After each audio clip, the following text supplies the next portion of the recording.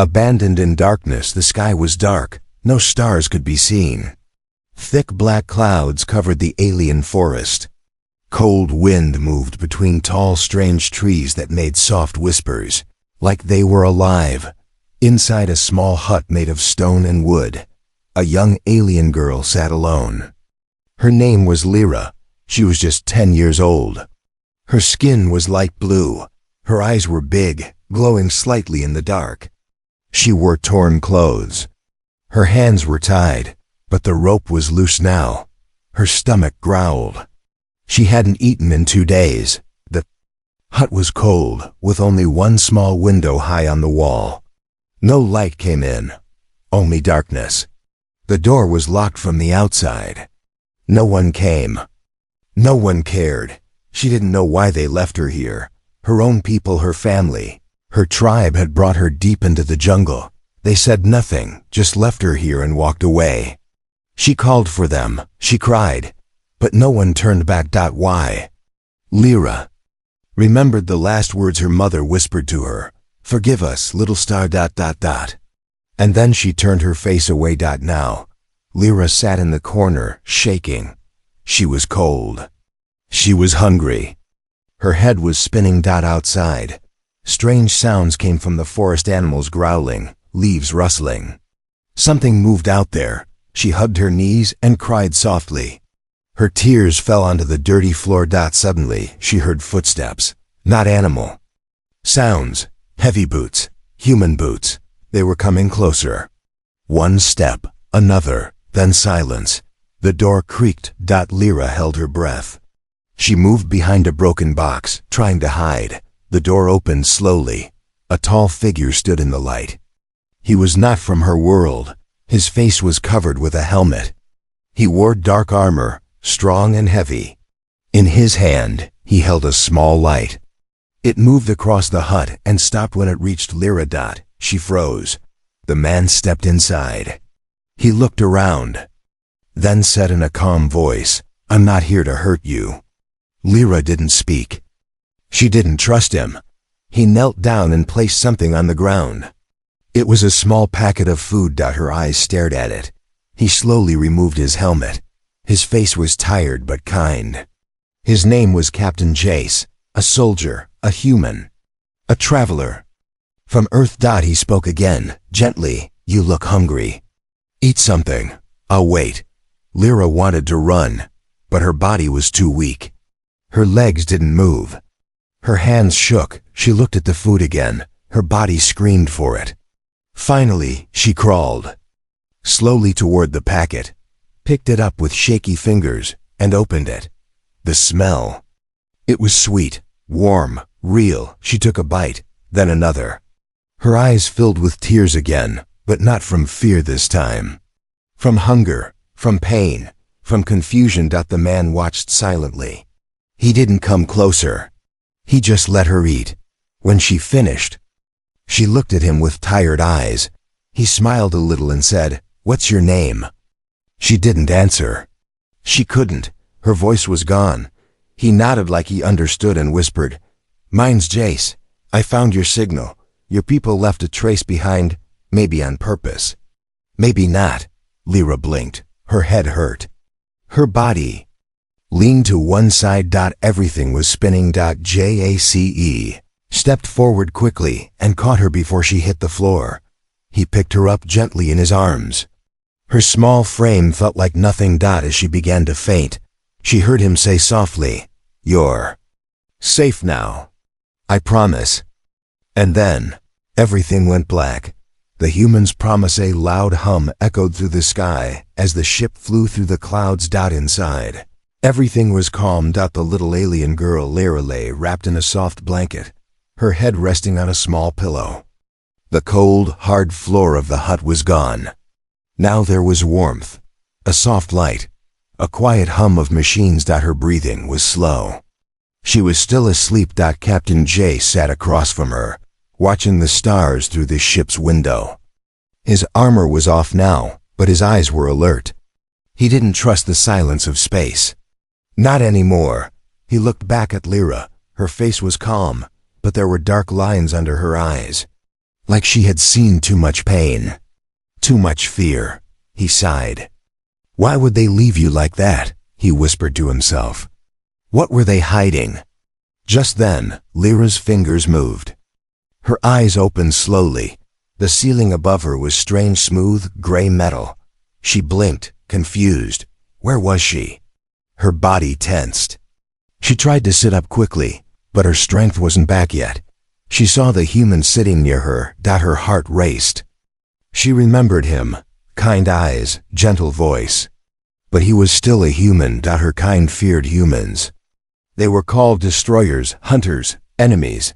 And yet, this one had saved her. Jace noticed her wake up. He turned and gave a small smile. Hey, you're safe. No one's going to hurt you here. Lyra didn't speak. Her voice was still weak. She just stared at him, unsure. Jace slowly stood up and walked to a small machine. He pressed a few buttons, and warm food came out.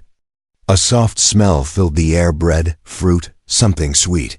He brought it to her and placed it on a tray beside the bed. Eat slowly, it's real food, not jungle scraps. She looked at the plate, then at him.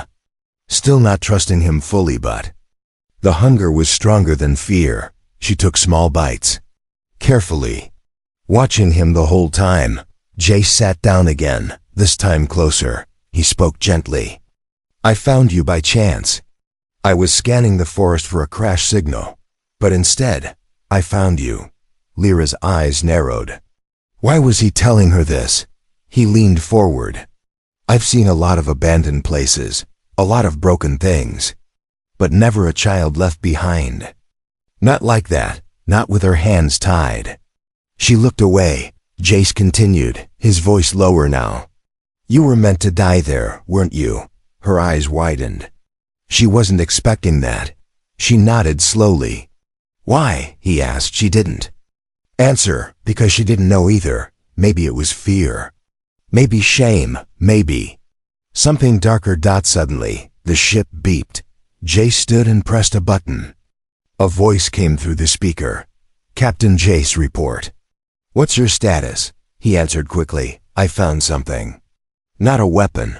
A girl. She's different, the voice replied. Understood.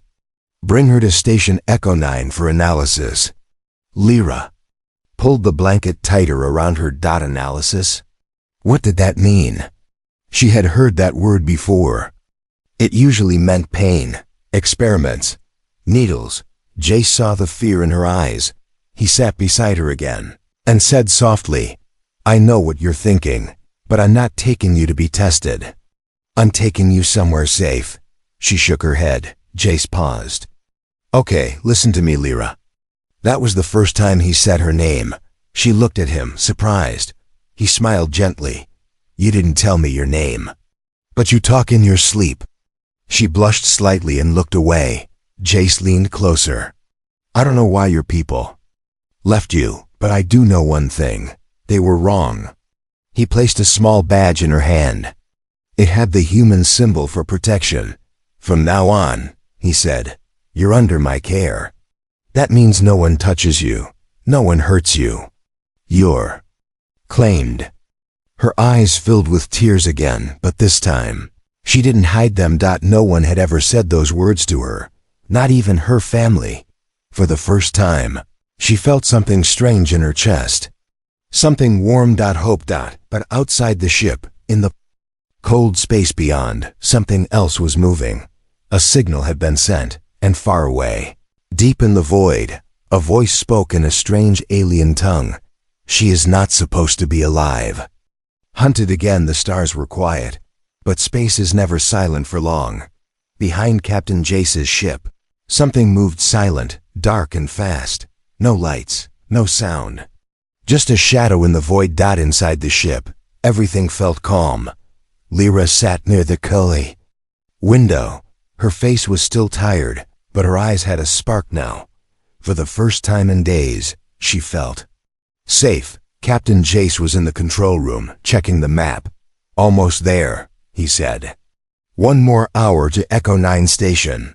He sipped his coffee and smiled a little. Maybe things are finally going right. he thought, but space does not let anyone rest for long. A sudden alarm beeped. Red lights. Flash. Jace jumped from his seat and stared at the screen. Something was following them, not a ship. A Hunter-class drone alien. Made. Fast. Silent. Deadly. His heart sank. How did they find us so fast? He whispered. He ran to Lyra. We've got trouble. Hold on tight. Lyra looked confused, but she obeyed. She felt it too, a strange pull in her chest, like danger was near. The ship turned sharply. Jace tried to lose the drone, but the Hunter didn't slow. It stayed behind them like a shadow glued to their tail. Jace sent a distress call to Echo 9. This is Captain Jace under attack. Repeat, under attack. I have a special passenger. Requesting backup, but only static came back. Then boom, the ship shook. Sparks flew from the ceiling. One blast had hit the engine. They're not trying to capture us, Jace said aloud. They're trying to destroy us. Lyra's breathing got faster. Her hands started glowing faintly blue, just like before. She felt scared, but something inside her was changing. She didn't understand it. But her fear was turning into something else. Colon power. The drone came closer. Its weapons began to glow. Jace yelled. Brace for impact. But before the blast came, Lyra suddenly stood up. Her body moved on its own, like something inside her had. Woken up. Her hands stretched out toward the window. The ship's lights flickered. Then a sudden burst of blue energy flew from her hands and hit the drone outside. Boom! The drone exploded into dust. Jace stared in shock. What was that? Lyra fell to her knees, breathing hard. Her body shook. Her fingers sparked with leftover energy. I don't know, she said weakly. Jace rushed to her and held her shoulders. He was half amazed, half terrified. You're not just some lost girl, are you? Lyra looked at him, scared of herself now. Jace stood and ran back to the control room. Another alert appeared. Second drone incoming, the computer said. Jace cursed under his breath. They're not giving up. He hit a button. The ship's emergency jump drive powered up. Get ready, Lyra. We're jumping. Jumping where? She asked. He looked back and said only one word. Anywhere but here. The ship shook again as the second drone appeared. But this time, Lyra was not afraid. She walked to the control room, stood beside Jace, and whispered, If they're coming for me, I'll fight. Far away, on a hidden alien ship, a tall figure watched the drone's destruction on a screen. Its face was hidden behind a silver mask. She has awakened, it said in a cold voice. Send the message to the High Council. A second alien asked, Do we tell them she was found by a human? The masked figure turned slowly. No. Not yet. Let them believe she's still lost. It will buy us time. The screen zoomed into Lyra's glowing eyes. The child must not remember who she really is. Powers awakening the dream came like fire. Lyra stood in the middle of a white room. No doors, no walls, just light blinding, warm, endless. Her feet didn't touch the ground. She was floating. But she wasn't alone. Across from her, a figure appeared. Tall, glowing, silent. Its face was hidden by golden light, but its voice echoed in her mind. You are not broken. You are not abandoned. You were made for something greater. Lyra opened her mouth to speak, but before a sound came out, the light turned red.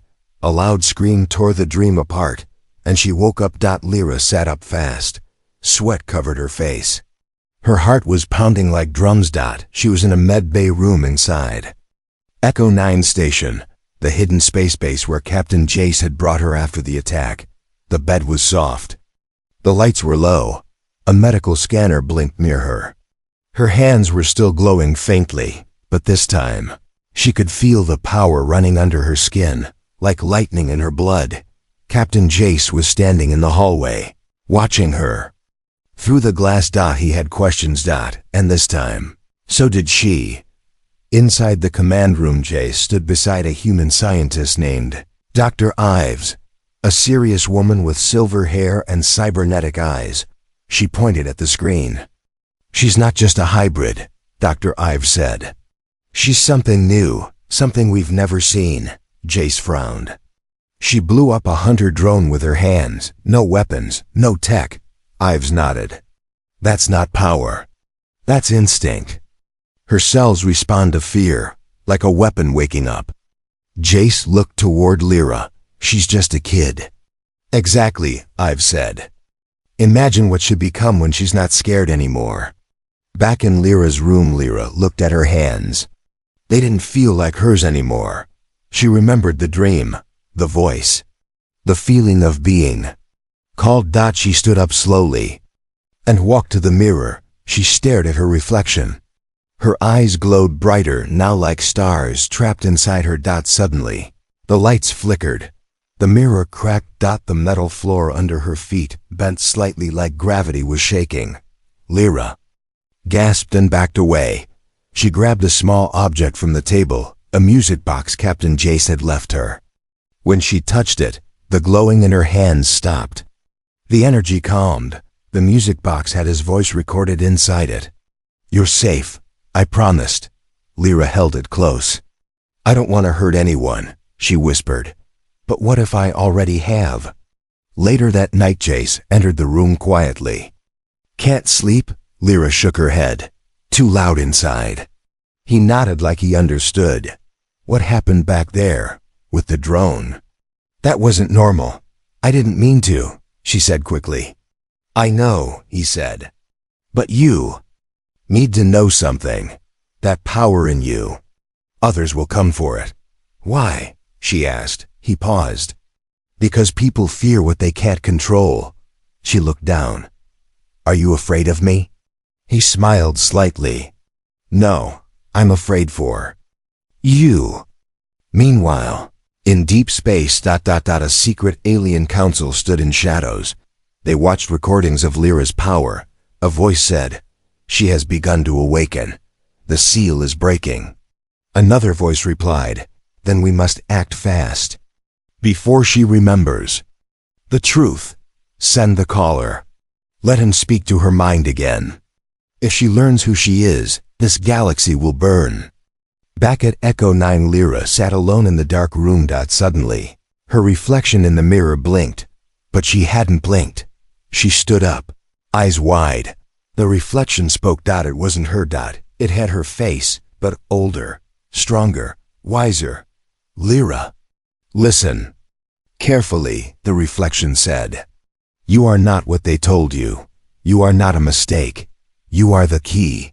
Then the mirror shattered into light. And Lyra screamed. The truth revealed. Opening scene. The past, hidden in firelight. Long ago, before Lyra was born, two worlds stood on the edge of peace. One was human, the other Xyron, the alien race Lyra came from. A secret agreement was made. To end the war, the two species would create something new. A child of both worlds, but fear won over hope. When the child was born, glowing with strange energy, the Xyron elders panicked. "She will not bring peace," they said. "She will bring destruction." So they chose silence. They hid the child from both sides, and gave her a name that meant nothing to them. Lyra. Present day, Echo 9 base. Hidden chamber. The secret chamber had no windows, only screens. Captain Jace stood with Dr. Ives. Lyra stood between them, confused. A hologram flickered to life. It showed two people, a Xyron woman and a human man standing together, holding a glowing infant. Dr. Ives spoke. "This isn't just a record. This is your origin." Lyra stared at the woman in the image. The shape of her eyes, the way she smiled, her heart raced. "That's my mother," Jace nodded. "And the man?" Lyra's voice trembled. "I don't know." "That man," Ives said, "was a soldier from Earth, a diplomat, your father." Lyra stepped back. "That's not possible." "It's the truth," Jay said gently. Ives continued. You were created through Project Unity, a peace child. But both sides feared what you might become. The Zyrenes locked away your memories. They sealed your powers and left you behind. Lyra whispered. They wanted me gone. Jay shook his head. No, they wanted you forgotten. Scene change, alien ship, unknown location, in a dark room filled with glowing roots. The masked alien from before stood before a huge, living machine. The machine pulsed like a heartbeat. The alien touched the surface. She knows the truth. Now, he said, the seal is broken. The machine answered in an ancient voice. Then the storm begins. Back at Echo 9, Lyra sat alone in the observation deck, watching stars blink slowly outside. She held a photo of her parents, the one pulled from the hologram. Her fingers traced the edges. So many questions. Why didn't they come for her? Why did they leave her in the dark? Captain Jace walked in quiet. He sat beside her. You okay? She didn't answer right away, then said, if I'm part human, does that mean I don't belong anywhere? Jace smiled slightly. Or maybe it means you belong to both. Lyra looked down. What if I lose control again? Jace paused. Then we'll face it together. You're not alone anymore. Lyra nodded slowly, but deep inside, something still burned, a memory not yet unlocked.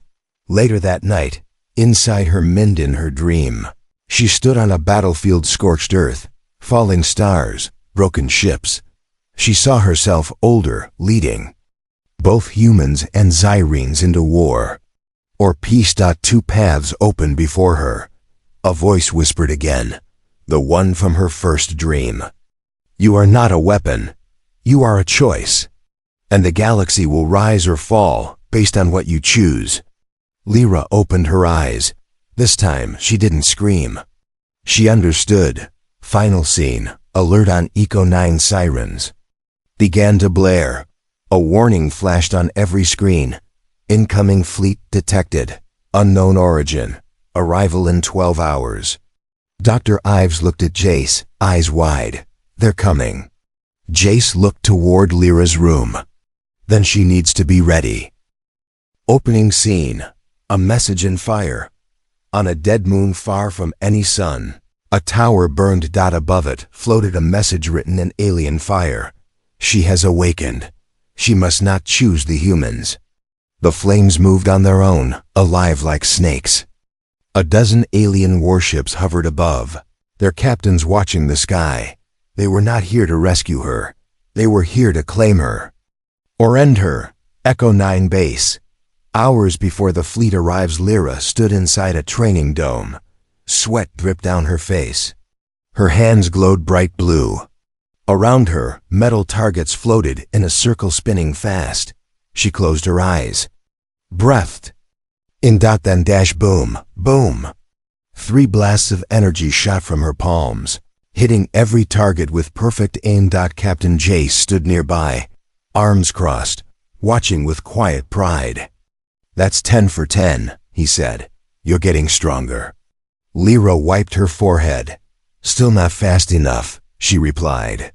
You're faster than the fleet coming for you, he said with a smile. But you don't need to outrun them. You need to outthink them. War room, Echo 9 command center. Red holograms blinked. The incoming fleet was only 6 hours away. Dr. Ives paced back and forth. Their ships are Zyren, but their formation is strange, controlled, like something else is behind them. Jace frowned. You think the High Council isn't the one in charge anymore? I think they were never in charge to begin with, Ives said coldly. On the screen, an image of the masked commander appeared, the alien figure from earlier parts. He's the one controlling them, Ives whispered. And he doesn't want her back, he wants her erased. Lyra's quarters. A quiet moment. Lyra stood before a mirror again. This time, the glass didn't crack. She didn't see a scared girl anymore. She saw someone becoming something more. She placed the music box beside her. It still played Jace's voice. You're safe, I promised. She looked up. No one can promise that forever. Hours later, the sky turns red. The enemy fleet arrived like a storm. Hundreds of ships, quiet, cold. They didn't send a warning. They sent a message. Hand over the girl, or be destroyed. Jace looked at Lyra. We can try to run west, jump. But Lyra shook her head. No, they won't stop chasing me. This ends today. Dr. Ives looked surprised. You want to fight? Lyra turned to her. No, I want them to see me, all of me. Outside, the battle begins, fighter. Ships launched into space. Echo 9 activated shields. Lights flashed. The sky turned red with plasma blasts. Lyra stepped into a drop pod with Jace. You don't have to go out there, he said. She smiled, calm for the first time. Yes, I do. Mid-battle, the message as the battle raged. Lyra's voice echoed across space broadcast from the ship's signal tower. To the Zyran fleet. To the ones who abandoned me. Listen, I am not your weapon. I am not your shame. You left me to die. But a human saved me. And now I choose my own path. I choose both sides or neither, but I will not run anymore. Her voice cut through the noise of war. On Zyran ships, some commanders paused. Some lowered their weapons, but one ship didn't. The masked commander's vessel launched directly toward Lyra's pod high speed. No mercy, Jace turned to her. Ready? She nodded. Let's finish this. Cliffhanger ending. Face. To face the pod connected with the enemy ship. Metal doors hissed open. Lyra stepped out, her hands glowing. The masked commander waited. You shouldn't exist, he said. Lyra stepped forward. Then you should have never made me. His mask flickered, just for a moment. She saw something fear. The last stand. Opening scene. The eye of the storm. The world outside the ship had gone still. No explosions. No sirens, no light. Only silence. Lyra stood in the center of the enemy ship, face to face with the masked commander. Around them, red lights blinked like slow heartbeats. The floor beneath her hummed like something ancient, alive. His voice was calm, cold. You were not supposed to survive. Lyra didn't flinch. And yet, here I am. The commander stepped closer. You were created to unite two worlds. But unity is dangerous. It changes power. And those with power fear change. She clenched her fists. Blue light began to rise from her skin again, flickering like fire. You tried to erase me because you were afraid of what I might become. The mask tilted slightly. No, I erased you because I knew exactly what you'd become. Flashback, a hidden memory. A sudden pain shot through Lyra's head. Her knees buckled. A memory unlocked. She was in a Zyran lab, much younger, surrounded by shadows. Her mother whispered in her ear, if they ever find you, don't hate them. Just show them who you are. Then silence. Then darkness. Then the hut. Back to now the choice. Captain Jace's voice echoed in her earpiece. Lyra, do you copy? They're surrounding the ship. We can get you out. Say the word. She didn't answer. The masked commander raised his hand. A weapon formed from the floor, alive, black, sharp like bone. You can't control what's inside you. You will destroy everything, just like I saw in the prophecy. She looked up slowly and smiled. You misunderstood the prophecy. I wasn't made to destroy the galaxy. I was made to wake it up. The battle within. The lights exploded. The ship trembled. Lyra rose into the air, surrounded by a storm of light. Her body glowed gold and blue, no longer afraid of her power. The masked commander attacked, but every strike he threw vanished before touching her. Lyra didn't fight with violence. She fought with memory. She sent images into his mind, her pain, her loneliness, her strength, her survival. And in that moment, the commander saw her truth, and he dropped to his knees. What are you? He whispered. Not a weapon, she said. Not your enemy. I'm what you were too afraid to become. Echo 9, The galaxy watches. Across both human and Xyran ships, the broadcast played. They saw her standing. Calm, glowing, undefeated. And for the first time, both sides stopped firing. The war paused. Not because they were ordered, but because they saw hope standing in front of them. Final scene. 1 year later, peace was not perfect, but it had begun. A new council was formed. Human and Xyran together. For the first time in history. At the center of it all stood Lyra, not a leader. Not a soldier, just a voice. But the galaxy listened. Captain Jace stood beside her on the balcony of the Unity Hall. Told you were more than they thought. She smiled at him. They left me in the dark, but I became the light.